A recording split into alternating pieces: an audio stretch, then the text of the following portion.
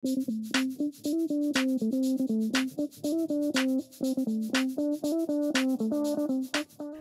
pagi, selamat datang di Ibadah Bahasa Indonesia Gereja ICA Surabaya.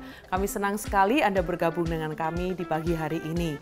Baiklah, sebelum kita mulai ibadah pagi ini, berikut adalah informasi penting untuk Anda ketahui. Jangan lewatkan Small Group Sunday pada tanggal 31 Juli dan 7 Agustus. Datang dan bergabunglah dengan kami untuk mengetahui lebih banyak lagi tentang Small Group di ICA. Rencana penambahan jumlah ibadah ICA ditunda sampai beberapa waktu ke depan. Penundaan ini dilakukan untuk memberikan lebih banyak waktu bagi jemaat ICA bergabung dengan berbagai bidang pelayanan ICA. Ibadah Bahasa Indonesia Gereja ICA masih tetap dilaksanakan pada pukul 8 pagi dan ibadah Bahasa Inggris dilakukan satu kali yaitu pada pukul 10 pagi. Mari bersama mengembangkan kerajaan Allah dengan melayani sebagai volunteers di ICA Surabaya.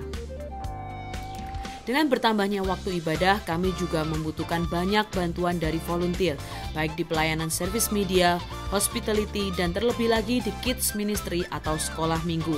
Mari daftarkan diri Anda untuk melayani Tuhan bersama kami di Gereja ICA dengan scan QR Code di layar atau isi form di icsby.com/volunteer. Kami akan membantu mengarahkan Anda ke posisi pelayanan di mana Anda bisa bertumbuh di musim ini.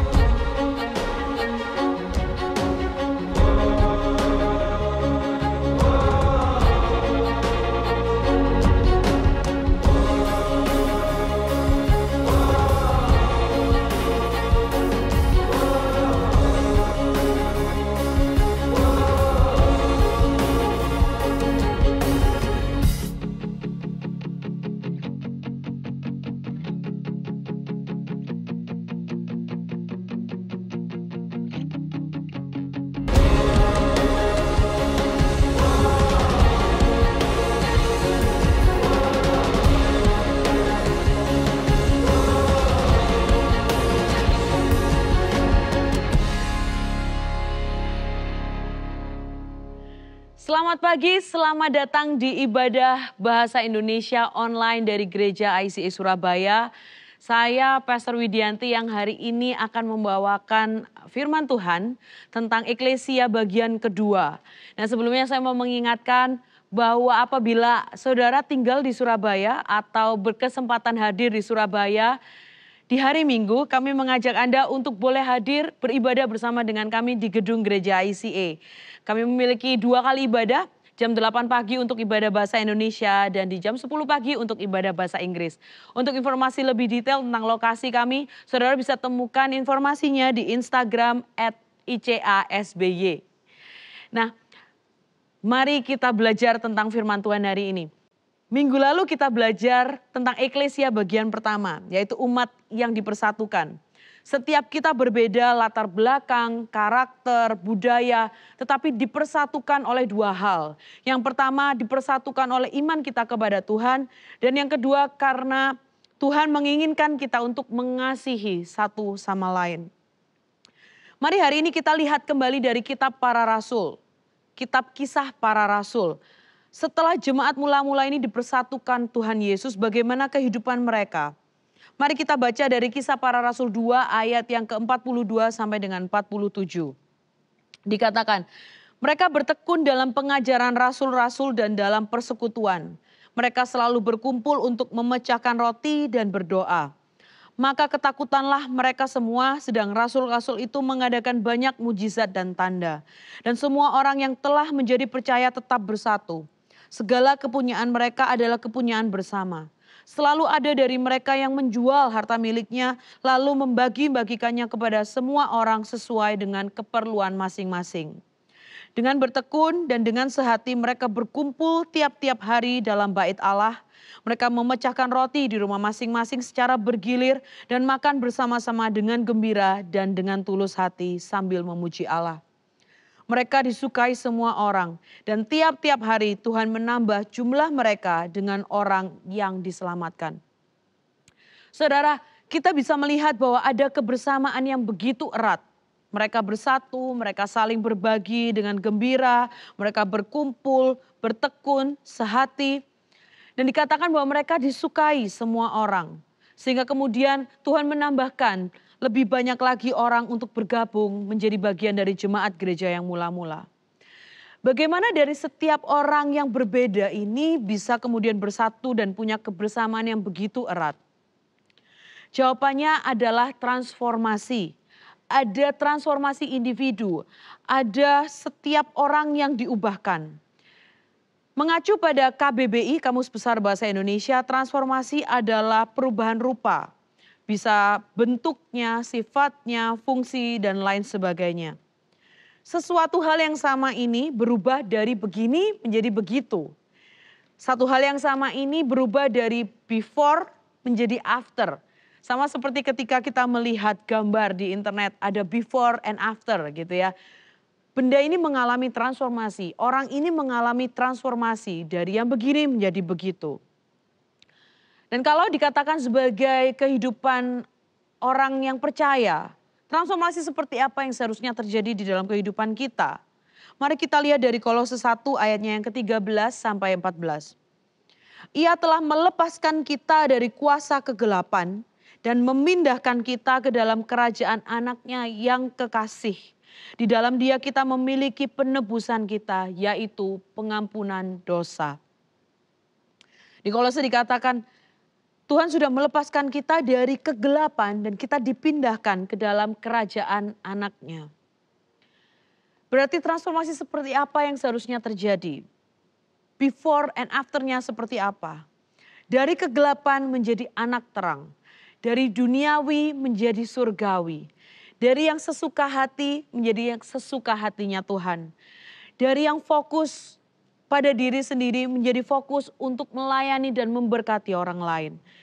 Dari kebenaran menurut diri sendiri menjadi kebenaran menurut firman-Nya Tuhan. Dari yang berpikir hanya untuk keuntungan diri sendiri menjadi berpikir untuk keuntungan kerajaan Allah, yaitu memuliakan Tuhan. Kalau tadi dikatakan dari yang duniawi menjadi yang surgawi, maka pertanyaan saya selanjutnya, yang duniawi itu yang seperti apa sih untuk kita tinggalkan? Nah, saya mau saudara bisa mengambil waktu setelah pulang dari gereja nanti di dalam minggu-minggu ini, ambil waktu untuk membaca Kolose 3 ayat 5 sampai ke 15. Saya tidak akan membacakannya saat ini, ada banyak sekali hal-hal baik yang disebutkan di sana. Manusia yang harus ditanggalkan itu seperti apa, kelakuan yang seperti apa. Lalu kemudian manusia yang baru itu seperti apa. Apabila saudara mau mengambil waktu untuk membaca semua ayat ini, saudara bisa menemukan apa yang harus ditanggalkan. Lalu kemudian apa yang seharusnya ada di after setelah transformasi itu. Tahukah saudara cara Tuhan mentransformasi kita dari kegelapan kepada terang ini seperti apa? Itu semua dimulai dengan pertobatan. Transformasi diri dimulai dengan yang namanya pertobatan. Semua dimulai dengan repentance. Melepaskan yang lama lalu bergerak meninggalkannya menuju ke hal yang baru ini. Tidak ada yang namanya gray area, tidak ada yang namanya nanggung gitu di antaranya. Setengah-setengah, nggak ada yang seperti itu. Move on itu berarti decision, keputusan untuk meninggalkan seutuhnya yang lama, lalu berjalan menuju ke yang baru, dan kemudian mengikuti seutuhnya yang baru dengan setia. Jangan menjustifikasi diri atau membenarkan diri dengan alasan bahwa saya masih di dalam proses, I am a work in progress. Bahwa sebenarnya kita mau membenarkan bahwa kita tidak mau melepaskan seutuhnya dari apa yang lama. Saudara, kita ini bagaikan hamba dari siapa yang kita sembah, siapa yang kita anggap raja. Kita layaknya warga negara di satu negara atau satu kerajaan. Of course, tentunya ketika kita mengatakan bahwa kita berpindah dari satu negara menjadi kewarganegaraan yang lain, itu berarti kita tidak bisa memilih untuk tinggal di tempat yang baru tetapi mengikuti peraturan dari negara yang lama. Tidak mungkin itu terjadi. Maka seperti itulah yang namanya pertobatan. Benar-benar berpindah dan mengikuti seutuhnya peraturan yang baru dari negara yang baru. Proses pertobatan ini dimulai dengan yang namanya yang pertama, pengampunan. Di 1 Yohanes 1 ayat 9, jika kita mengaku dosa kita, maka Ia adalah setia dan adil sehingga Ia akan mengampuni segala dosa kita dan menyucikan kita dari segala kejahatan. Pengampunan, ini adalah proses pertama dari pertobatan. Saudara, semua daftar kesalahan dosa kita yang mungkin kita pernah lakukan itu semuanya dihapuskan oleh Yesus. Yesus tidak lagi melihat setiap kesalahan kita. Itu yang dinamakan dengan pengampunan. Akan tetapi terkadang iblis masih terus akan membawa kita untuk melihat kembali ke area yang lama, ke dosa-dosa kita, kepada kesalahan kita. Iblis akan membuat kita merasa bersalah, membuat merasa tidak layak lagi. Tetapi ketika kita menjadi umat yang diselamatkan, lalu mengizinkan Roh Kudus tinggal di dalam kehidupan kita, Roh Kudus mengingatkan kita dengan cara yang berbeda. Biasanya saya menyebutnya condemnation dan cara yang Roh Kudus lakukan adalah conviction. Ini adalah dua hal yang berbeda antara penghukuman dengan pengakuan. Beberapa waktu terakhir saya juga masih mengalami dan terus diubahkan yang namanya conviction gitu ya. Bagaimana Roh Kudus mengingatkan saya akan kesalahan saya. Kalimatnya kurang lebih seperti ini. Bebe, aku tidak pernah memintamu untuk melakukan hal itu. Maka lepaskanlah itu semua. Sehingga aku bisa bekerja lebih banyak lagi di dalam kehidupanmu tanpa batasan-batasan yang kamu buat sendiri. Ini cara Tuhan berbicara kepada kita, mengingatkan kita akan kesalahan kita. Tetapi berbeda dengan cara iblis yang membuat kita merasa terus bersalah, hanya ada di sana dan tidak layak untuk menerima kasih-Nya Tuhan. Ini adalah proses pertama dari pertobatan, yaitu pengampunan. Lalu proses selanjutnya, kita akan dibenarkan oleh iman. Ada pembenaran oleh iman. Mari kita baca Roma 5 ayat yang pertama. Sebab itu kita yang dibenarkan karena iman, kita hidup dalam damai sejahtera dengan Allah oleh karena Tuhan kita, Yesus Kristus. Dikatakan bahwa kita dibenarkan karena iman. Pembenaran oleh iman adalah pembebasan dari hukuman dosa melalui penebusan Yesus di kayu salib. Iman kita kepada Tuhan Yesus sebagai jalan keselamatan ini membuat Allah tidak lagi melihat kita dengan segala kesalahan dan dosa yang pernah kita lakukan. Tetapi kita selayaknya dipakaikan jubah, dikenakan jubah yang namanya Tuhan Yesus. Sehingga ketika kita menghampiri hadirat Allah, bukan lagi kita dengan segala dosa kita yang dilihat, tetapi Yesus yang dilihat oleh Allah ketika kita menghampiri hadirat-Nya. Untuk memudahkan saudara memahaminya ibaratnya seperti ini. Layaknya kita datang ke bank untuk melakukan pinjaman gitu ya. Bedakan situasinya ketika kita datang ke bank mau meminjam atas nama kita sendiri. Dengan kita datang ke bank mau meminjam dengan nama Tuhan Yesus sebagai jaminannya. Pasti yang dilihat oleh bank adalah Tuhan Yesus sebagai penjamin kita. Kurang lebih seperti itu. Itulah yang disebutkan dengan kita dibenarkan oleh iman kita kepada Tuhan Yesus. Ini adalah tahapan kedua dari proses pertobatan. Kita diampuni, kita dibenarkan oleh iman, lalu kita dikuduskan. Ada yang namanya pengudusan. Ibrani 10 ayat 14 sampai dengan 17. Sebab oleh satu korban saja ia telah menyempurnakan kita untuk selama-lamanya mereka yang ia kuduskan. Dan tentang hal itu Roh Kudus juga memberi kesaksian kepada kita. Sebab setelah ia berfirman, inilah perjanjian yang akan kuadakan dengan mereka sesudah waktu itu. Ia berfirman pula, aku akan menaruh hukumku di dalam hati mereka dan menuliskannya dalam akal budi mereka. Dan aku tidak lagi mengingat dosa-dosa dan kesalahan mereka. Saudara, proses yang ketiga, pengudusan ini adalah proses seumur hidup di mana Tuhan bekerja di dalam kita sehingga kehidupan kita yang sebenarnya bisa mencerminkan sifat dan karakter dari Kristus. Satu hal yang selalu saya ingat dan saya perkatakan kepada diri saya adalah Tuhan mengasihi Anda dan saya apa adanya. Tetapi Tuhan tidak akan mau untuk meninggalkan kita di sana.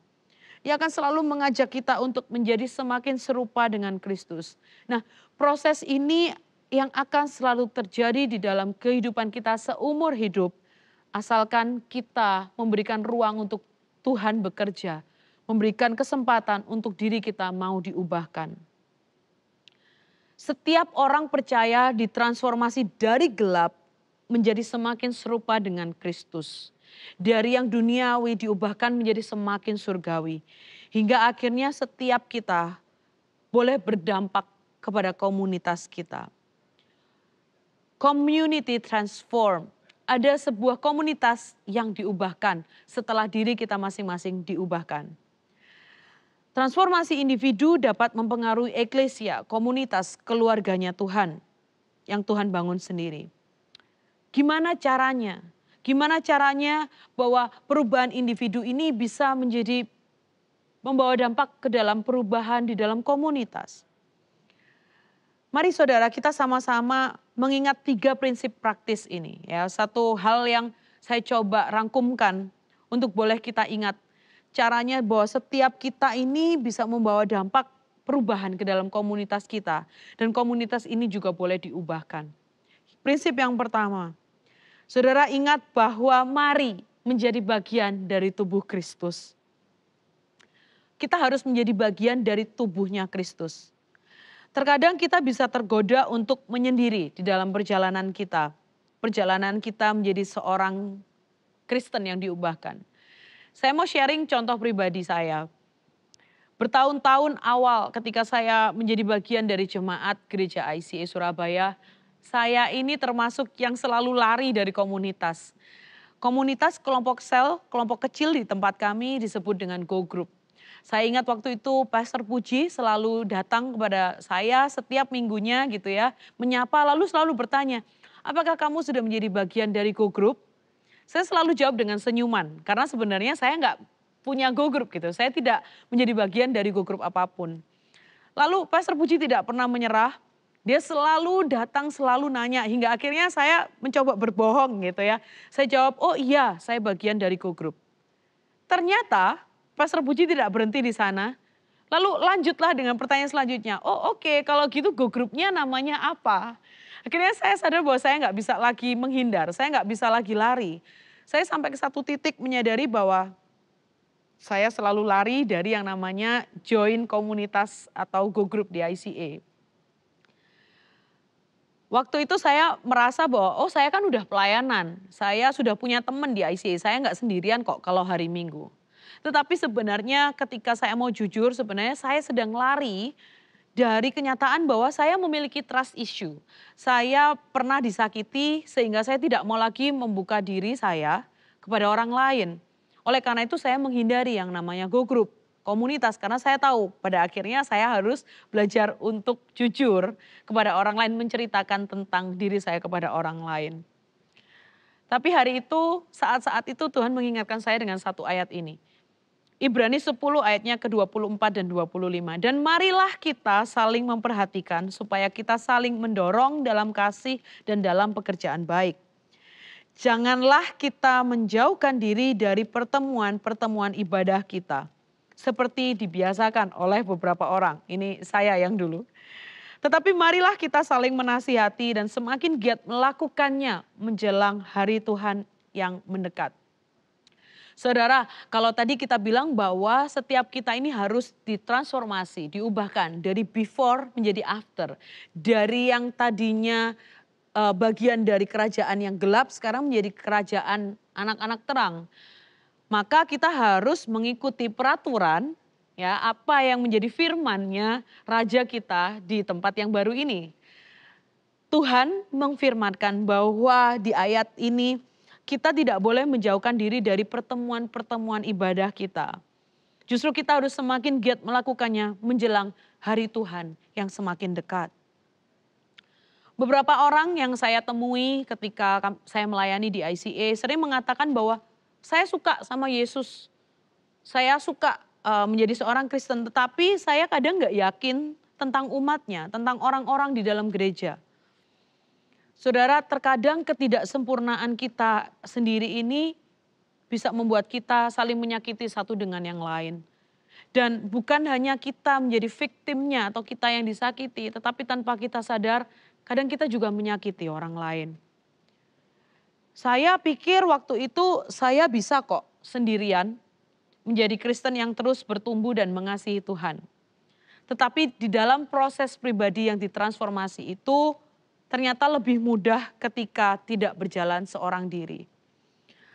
Saya bawa hari ini satu potong arang, kalau saudara bisa lihat. Arang ini kalau kita mau bakar sate, kalau kita mau bakar steak barbecue gitu ya, biasanya kita selalu pakai arang. Ibarat arang ini akan lebih mudah saling membakar dibandingkan dia sendiri dibakar. Bara arang ini akan lebih mudah menyala ketika ada arang-arang yang lain di sekitarnya.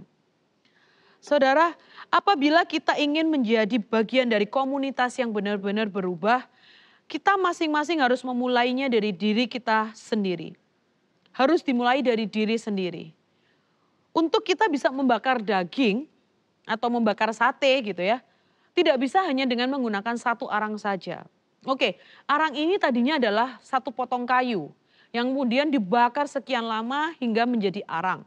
Dia udah diubahkan nih dari yang before-nya adalah kayu, after-nya menjadi arang.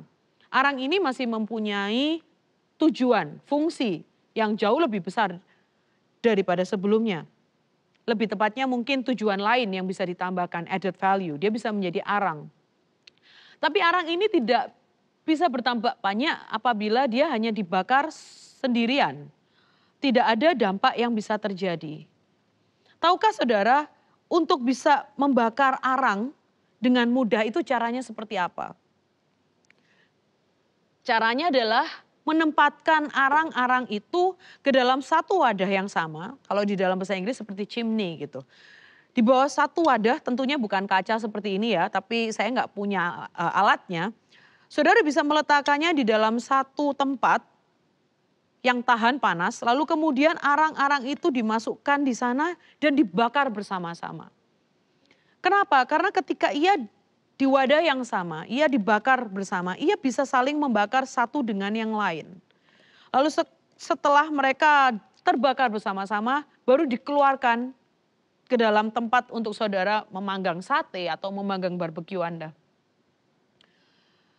Tuhan memanggil kita untuk aktif di dalam eklesianya Tuhan, untuk menjadi aktif di dalam keluarganya Tuhan, di dalam komunitas kita ditempatkan.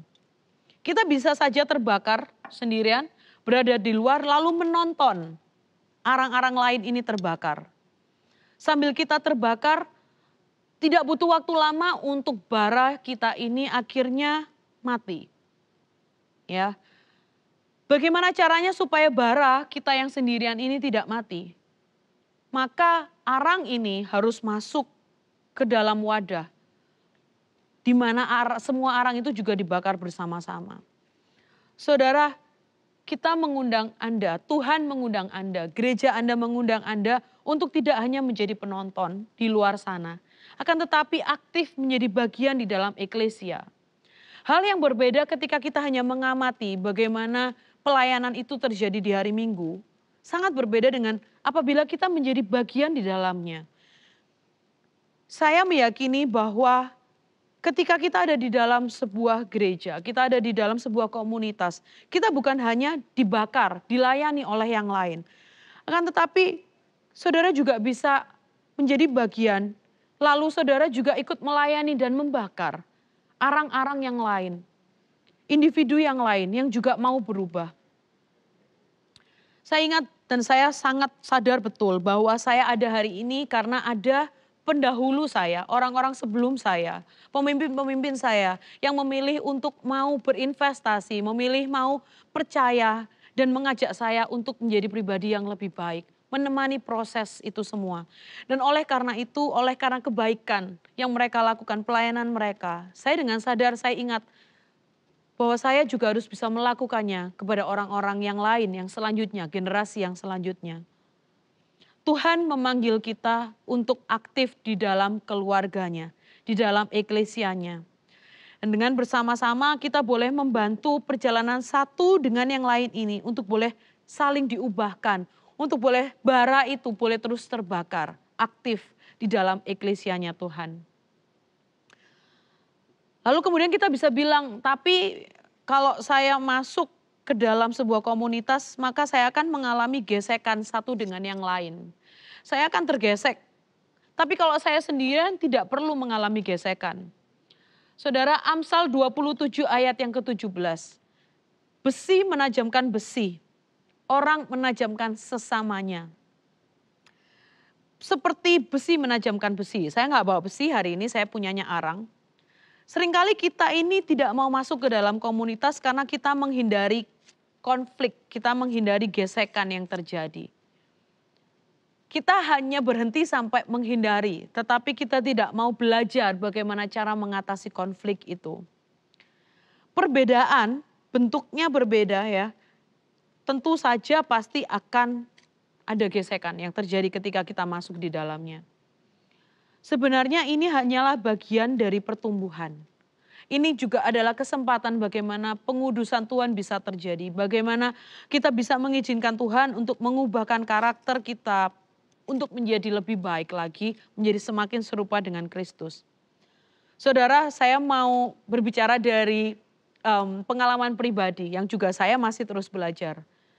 Ketakutan akan konflik, akan gesekan ini bukanlah justifikasi atau membenarkan diri kita untuk terus menyendiri dan tidak mau bergabung di dalam komunitas. Ketakutan kita akan drama yang bisa terjadi kalau kita gesekan dengan orang lain itu bukanlah menjadi alasan yang tepat untuk kita menghindari masuk menjadi bagian dari komunitas sebuah eklesia, komunitasnya Tuhan. Besi menajamkan besi bukan berarti alasan untuk juga menghakimi orang lain atau merasa lebih benar dari orang lain. Arang yang ada di dalam komunitas ini terlebih dahulu ya, ketika kemudian ada arang lain yang kita masukkan, dia tidak bisa menjustifikasi diri mengatakan bahwa aku sudah lebih dulu di tempat ini. Kamu adalah anak baru, kamu begini, kamu begitu. Saudara, kita harus sangat hati-hati untuk tidak menjudge orang lain, untuk tidak menghakimi orang lain. Mari berhati-hati untuk tidak menjadi farisi-farisi zaman ini yang sangat menghafalkan isi Alkitab, lalu kemudian membuat hukum, peraturan, berusaha dengan sebaik mungkin untuk menurutinya, lalu lupa dan menyingkirkan yang namanya kasih. Menajamkan sesama bukan dengan cara menghakimi mereka, lalu menuding kesalahan yang menurut kita sendiri, oh itu salah gitu. Karena sebenarnya kebenarannya ada di Alkitab. Seperti yang kita baca tadi di Kolose yang saya minta saudara untuk baca, di sanalah kebenaran, di sanalah apa yang Tuhan inginkan untuk kita bertransformasi. Itulah kebenaran-kebenaran yang seharusnya kita sama-sama hidupi gitu ya. Bukan apa yang menurut saya, apa yang menurut law, apa yang menurut peraturan yang saya buat sendiri. Dan menjadi satu tubuh Kristus artinya sama seperti di 1 Korintus 12 ayat 25 dan 26. Ada saling memperhatikan. Jika satu anggota menderita, dikatakan semua anggota akan ikut menderita. Jika satu anggota dihormati, semua anggota akan turut bersukacita. Menjadi satu tubuh Kristus artinya menderita bersama, menangis bersama ketika ada yang sedih, ada yang terluka, menghibur mereka yang menderita, bersukacita dalam kemenangan satu dengan yang lain. Saudara, saya mau mengajak saudara untuk aktif di komunitas Anda. Dimanapun gereja Anda, dimanapun Anda ditanam di gereja apapun itu. Kami di ICA memiliki kelompok-kelompok kecil yang disebut dengan Go Group. Di Go Group kami ada banyak sekali kesempatan untuk saudara boleh menjadi bagian dari Go Group itu, menjadi bagian dari komunitas kecil itu, lalu kemudian belajar yang namanya transformasi juga. Di gereja lain mungkin namanya berbeda.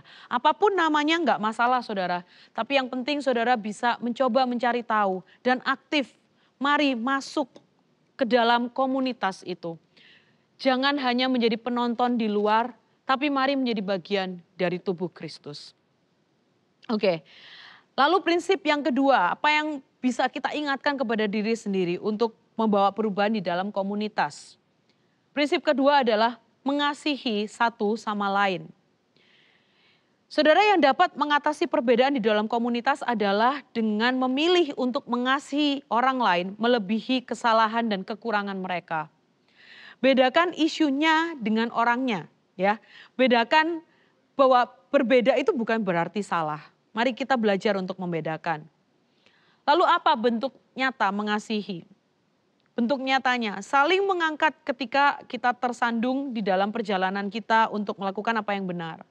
Saling mengajarkan, saling mengingatkan akan kebenaran. Saling menguatkan di saat-saat sulit. Saling berbagi, saling membantu dikala ada yang membutuhkan.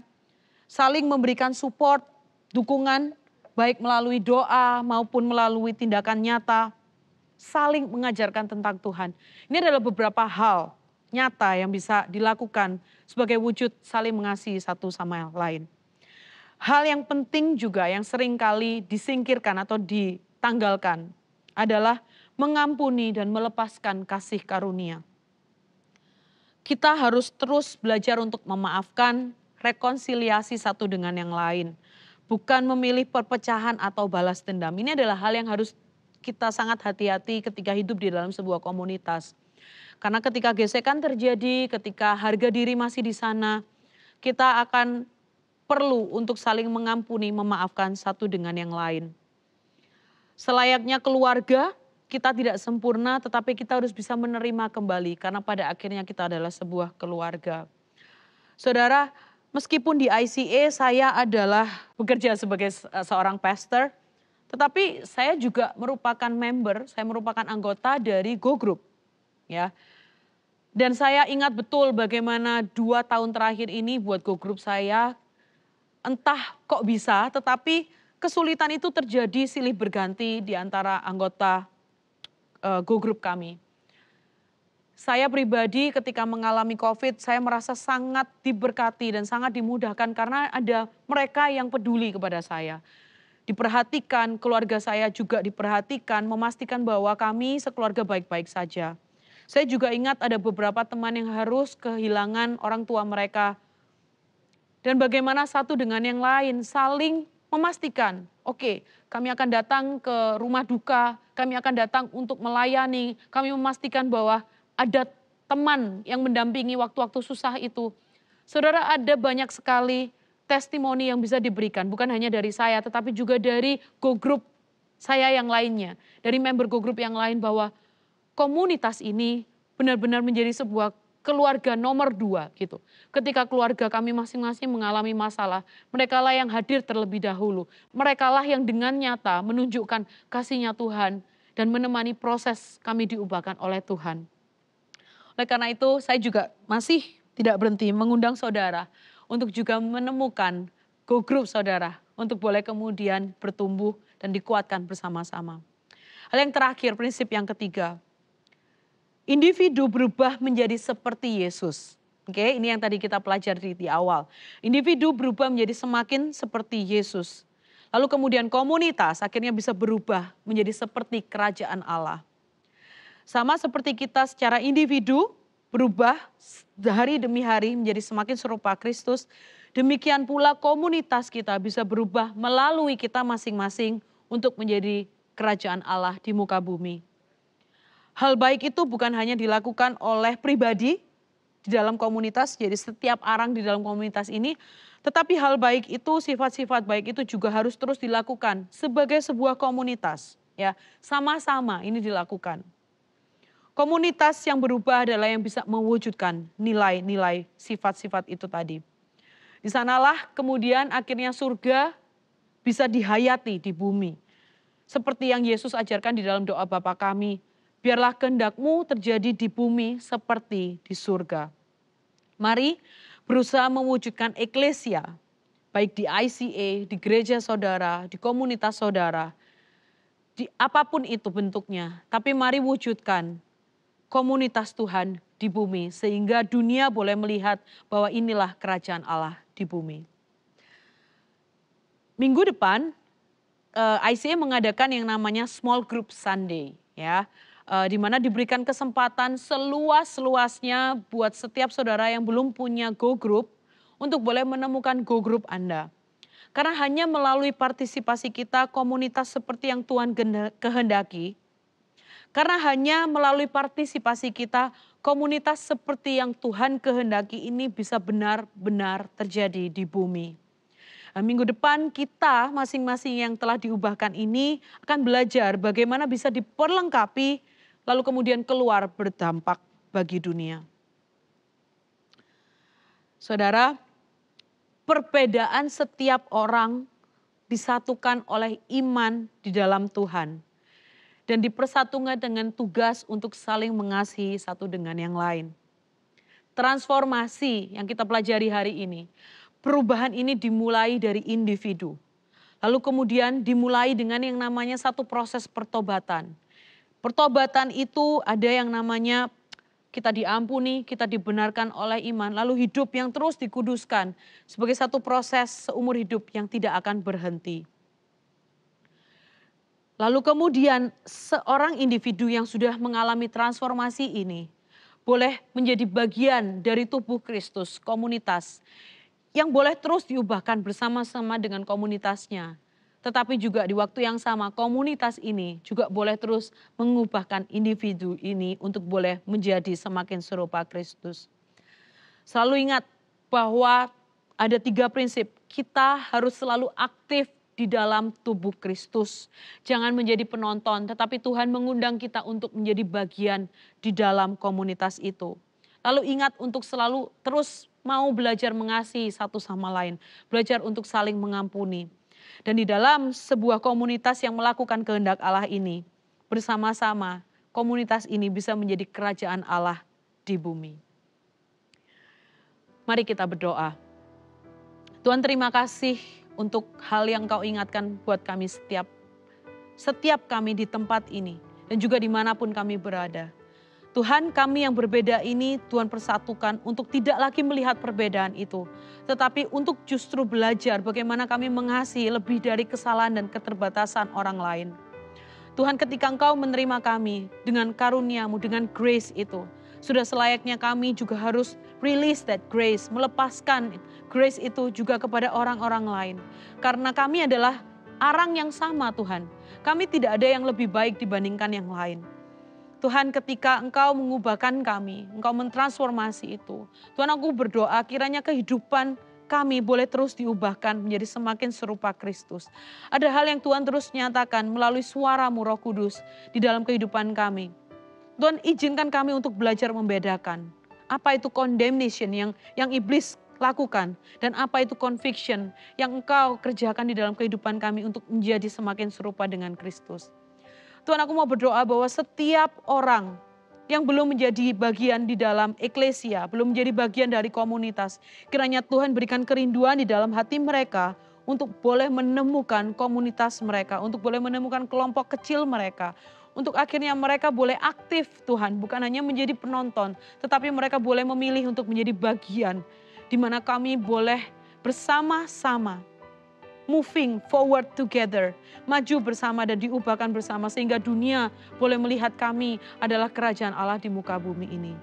Tuhan, berikan kerinduan mereka, bekerjalah di dalam hati mereka minggu ini Tuhan, sehingga minggu depan Tuhan mereka boleh hadir dan aktif mencari komunitas apa, komunitas mana yang Tuhan inginkan untuk mereka masuki dan menjadi bagian di dalamnya.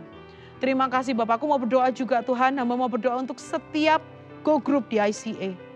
Pakai mereka untuk terus bertumbuh, pakai mereka juga untuk jadi satu komunitas nyata yang boleh berdampak Tuhan dimanapun mereka berada. Bantu mereka untuk membuka diri, membuka kelompok mereka untuk terus memberikan kesempatan untuk orang-orang baru juga bergabung di dalam tempat mereka. Dan komunitas ini boleh terus dimultiplikasi, boleh terus diubahkan, boleh terus diperbanyak Tuhan. Sehingga ada lebih banyak lagi jemaat yang datang ke ICA juga boleh menjadi bagian, menemukan tempat mereka, rumah kedua mereka, yaitu go group mereka. Bapak, terus bekerjalah dan kami undang Kau untuk terus dengan nyata bekerja di dalam gereja-Mu di ICA. Begitu juga dengan teman-teman yang mungkin tidak bergabung di gereja ICA, mereka datang dari gereja lain. Tuhan, doesn't matter apapun itu gerejanya, tetapi kiranya Engkau terus memberkati mereka dan terus menumbuhkan juga Tuhan persekutuan-persekutuan mereka. Terima kasih Bapa. Kami tinggikan nama-Mu di dalam kehidupan kami. Terima kasih. Berkati setiap orang, berkati kehidupan mereka. Tuhan layakkan kami terus. Tuhan pertobatkan kami. Tuhan layakkan kami untuk menjadi bagian di dalam kerajaan Tuhan. Dan terus dikuduskan di dalam kehidupan kami. Sampai dengan waktu kami tiba berjumpa dengan Engkau. Terima kasih Tuhan. Dalam nama-Mu kami berdoa dan mengucap syukur. Haleluya. Amin. Saudara, demikianlah firman Tuhan untuk hari ini. Saya berharap ada hal yang Tuhan ingatkan melalui firman Tuhan hari ini. Sekali lagi mari aktif mencari kelompok kecil di mana saudara bisa bertumbuh. Terima kasih sudah bergabung dengan ICA di hari ini. Sampai jumpa di minggu depan untuk mendengarkan lagi apa itu eklesia di bagian yang ketiga. Apa itu menjadi umat yang diperlengkapi. Terima kasih, Tuhan memberkati. Kami senang Anda bergabung dengan ibadah ICA hari ini. Selamat berakhir pekan dan sampai jumpa minggu depan. Tuhan berkati Anda dan keluarga. Jangan lewatkan Small Group Sunday pada tanggal 31 Juli dan 7 Agustus. Datang dan bergabunglah dengan kami untuk mengetahui lebih banyak lagi tentang Small Group di ICA. ICA Prayer Service diadakan setiap hari Selasa pada pukul 6.30 sampai 7.30 malam lewat Zoom. Anda bisa mengunjungi Instagram kami @ICSBY untuk mendapatkan meeting ID-nya. Mari menyembah dan berdoa bersama. Memberikan persembahan menjadi semakin mudah. Silakan scan QR Code di layar dengan menggunakan aplikasi bank Anda atau kunjungi icasby.com/giving untuk informasi lebih lanjut. Kami rindu untuk bisa mendoakan Anda. Bagikan pokok doa Anda melalui tautan bit.ly/ICA Prayer Online dan bersama kita melangkah dan percaya bahwa Tuhan bekerja. Rencana penambahan jumlah ibadah ICA ditunda sampai beberapa waktu ke depan. Penundaan ini dilakukan untuk memberikan lebih banyak waktu bagi jemaat ICA bergabung dengan berbagai bidang pelayanan ICA. Ibadah Bahasa Indonesia Gereja ICA masih tetap dilaksanakan pada pukul 8 pagi dan ibadah Bahasa Inggris dilakukan satu kali yaitu pada pukul 10 pagi. Mari bersama mengembangkan kerajaan Allah dengan melayani sebagai volunteers di ICA Surabaya. Dengan bertambahnya waktu ibadah, kami juga membutuhkan banyak bantuan dari volunteer, baik di pelayanan service media, hospitality, dan terlebih lagi di kids ministry atau sekolah minggu. Mari daftarkan diri Anda untuk melayani Tuhan bersama kami di Gereja ICA dengan scan QR Code di layar atau isi form di icsby.com/volunteer. Kami akan membantu mengarahkan Anda ke posisi pelayanan di mana Anda bisa bertumbuh di musim ini. Ikuti sosial media ICA Surabaya di YouTube, Facebook, Instagram, dan Spotify. Anda dapat menemukan berbagai informasi, playlist musik, video, renungan, dan lainnya.